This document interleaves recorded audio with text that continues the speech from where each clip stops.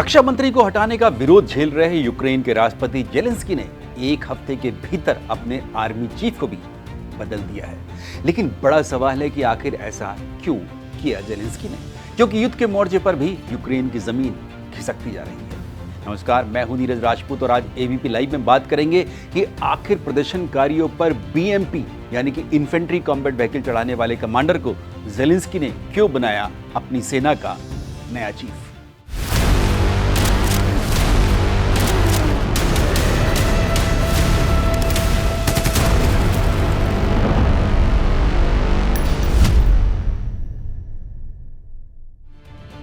रूस में चल रहे घमासान के बीच जेलेंस्की ने नए सेना प्रमुख बनाने का ऐलान कर दिया है। नए कमांडर इन चीफ हैं मेजर जनरल रैंक के अधिकारी मखाइलो द्रप्ताई।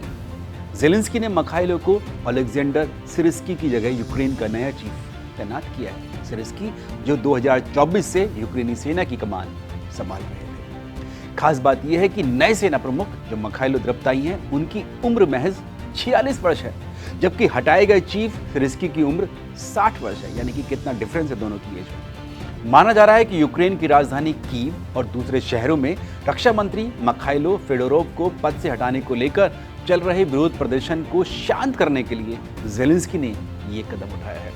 जैसा हम जानते हैं कि दरअसल पिछले हफ्ते जेलेंस्की ने अपने पूरे कैबिनेट को बदल दिया था।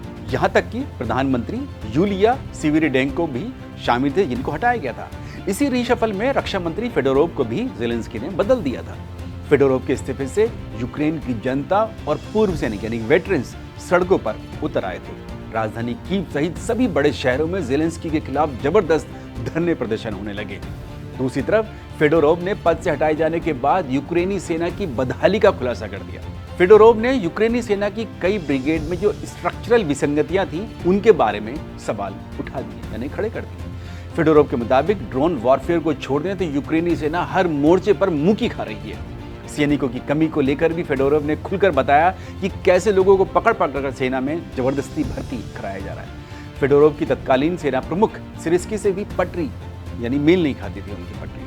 यही वजह है कि अपने खिलाफ विरोध प्रदर्शनों पर रोक लगाने के लिए जेलेंस्की ने पुराने कमांडर इन चीफ को हटाकर द्रप्ताई को नया आर्मी चीफ नियुक्त कर दिया। इसके अलावा युद्ध के मोर्चे पर भी यूक्रेन को रूस के हाथों जमीन खिसकती नजर आ रही है।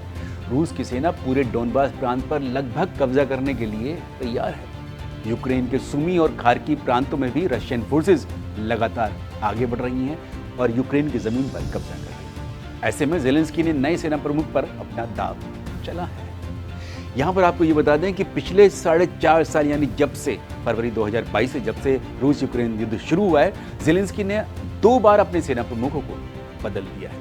वर्ष 2024 में जेलेंस्की ने वैलेरी ज़ालोज़नी को भी कमांडर इन चीफ के पद से हटाकर सिरस्की को सेना की कमान संभाली थी। ज़ालोज़नी जो फिलहाल लंदन में यानी कि इंग्लैंड में यूक्रेन के राजदूत के पद पर तैनात हैं और नए कमांडर द्रप्ताई की नियुक्ति पर ज़ालोज़नी ने भी अपने सोशल मीडिया अकाउंट पर उनके बारे में लिखा, यानी कि जो उनके सामने जो परिस्थितियां हैं कि उनका जो कार्यकाल होगा द्रप्ताई का, जितना उन्होंने सोचा यानी द्रप्ताई ने सोचा, उससे कहीं ज़्यादा मुश्किल साबित होने जा रहा है। कमांडर इन चीफ बनाए जाने से पहले द्रप्ताई ने यूक्रेन की सेना की ज्वाइंट फोर्सेस की कमान संभाल रखी थी। उससे पहले वो deputy chief of general staff के पद पर भी द्रप्ताई ने अपनी सेवाएं दी। लेकिन द्रप्ताई को रूस और यूक्रेन में एक बैटलफील्ड कमांडर के तौर पर ज़्यादा जाना जाता है।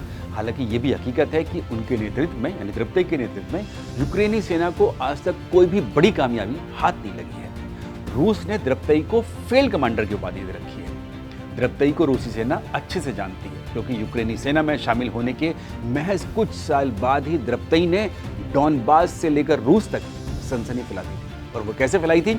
दरअसल वर्ष 2014 में जब वो एक मेजर के तौर पर अपनी सेवाएं दे रहे थे यूक्रेनी सेना में, तब द्रप्ताई की जो मैकेनाइज्ड बटालियन थी उसे डोनबास के मारियोपोल शहर में विद्रोह को कुचलने के लिए भेजा गया था। स्थानीय लोगों ने पूरे शहर को बंधक बना रखा था, यानी कि पुलिस स्टेशन तक को भी बंधक बना रखा था और सड़कों पर जगह जगह विरोध प्रदर्शन चल रहे थे। ऐसे में द्रप्ताई की अगुवाई में मैकेनाइज्ड कॉलम ने विरोध प्रदर्शन कर रहे लोगों और सड़कों पर जो अस्थायी अवरोध बने थे उन पर बीएमपी चढ़ा दी थी। बिल्कुल ठीक कहा। जैसा हम जानते हैं कि बीएमपी इन्फेंट्री कॉम्बैट व्हीकल का ही रूसी वर्जन है।